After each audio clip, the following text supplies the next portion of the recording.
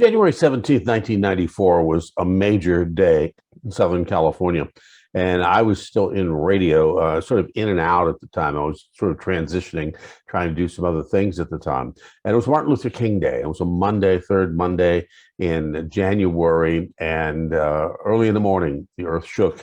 We lived just in the San Fernando Valley, which, of course, that's where Northridge was in 1994, the Northridge Earthquake.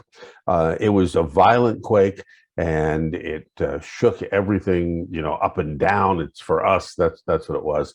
The pool sloshed for it seemed like days. We had a small swimming pool, and the water sloshed. It never seemed to stop for much of anything. And we had three kids at the time, and this was their first major earthquake.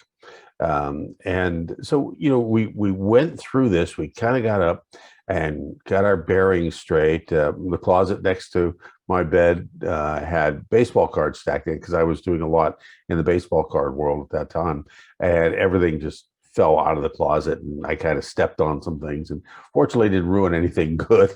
But so anyway, got our wits about us, and our dog Mariah was the first time she had been in an earthquake, and was really, really not handling it extremely well.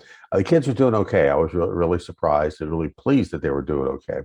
And so I got a call from NBC in Washington, and they wanted me to do something. And this is the very first time that I was in a position where I'll do it, but let me get my family straight first.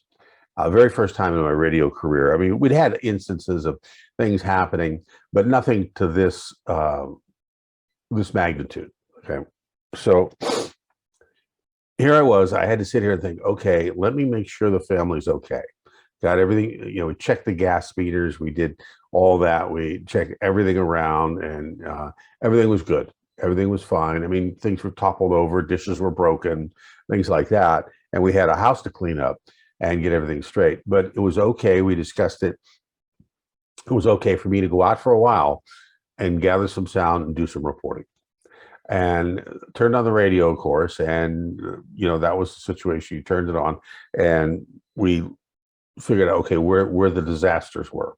And what was happening is there was a fire, several fires, but there was a major fire at a mobile home park in Somar at the top of the hill. And Somar, of course, was where the 71 earthquake was. And that was, another milestone in my life back in 1971 when I was a senior at Somar High School. And then we shot a documentary just recently about that, the 50 years later. But that was a major earthquake, one of the most important quakes, if not the most important quake in U.S. history to that time. And so I decided, okay, that's the place where I need to be. So I got in my car, looked around. It was still dark. And on my way there, I passed several house fires or building fires that were taking place, gas fires, gas lines that ignited, exploded. And so I saw those. I was able to capture that in my reporting. And so I drove up to Somar. And when I got there, I had first filed something just, before I left, just on the phone. Okay, this is what's happening, and basic stuff. So they had something. And then I took off, and my idea was to get some audio tape. So I figured I'd go up to the area where the mobile home park was, and I could see fires and smoke and everything up there.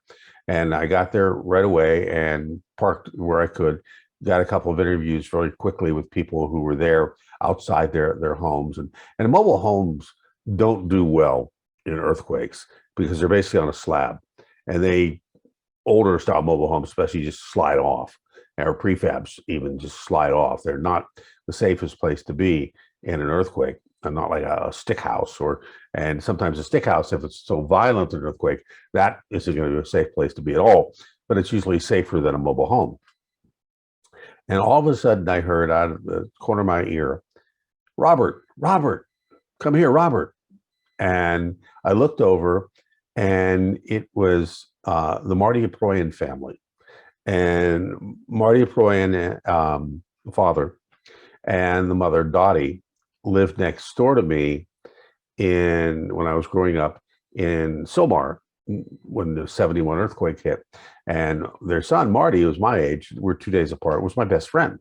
I hadn't seen Marty in a while, and he had gotten married and moved on.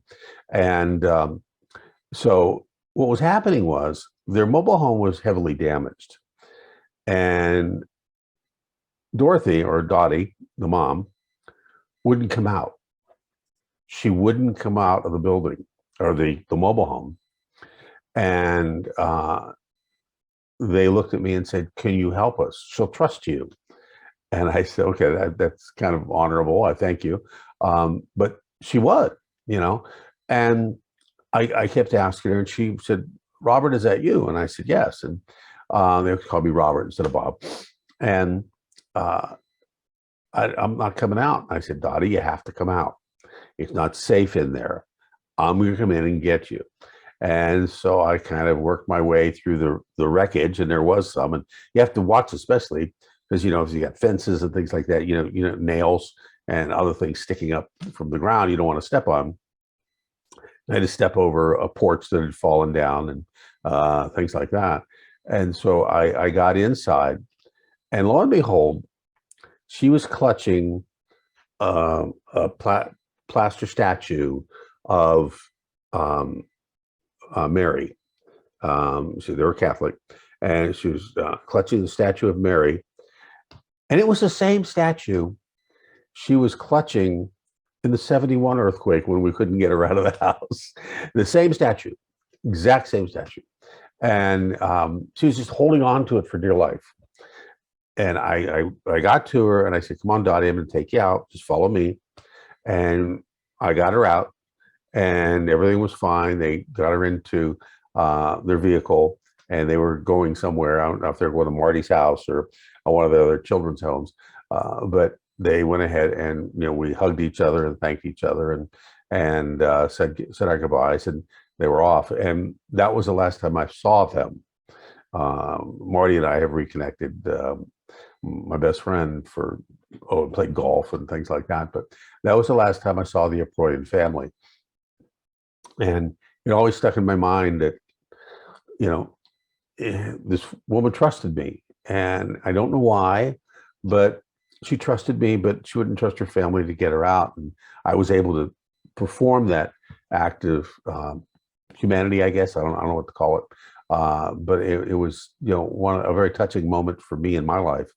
And then I went back, and I think I did some filing from the scene on the phone. No, I went back. I went back and I put together some pieces and I filed them, and that was pretty much it.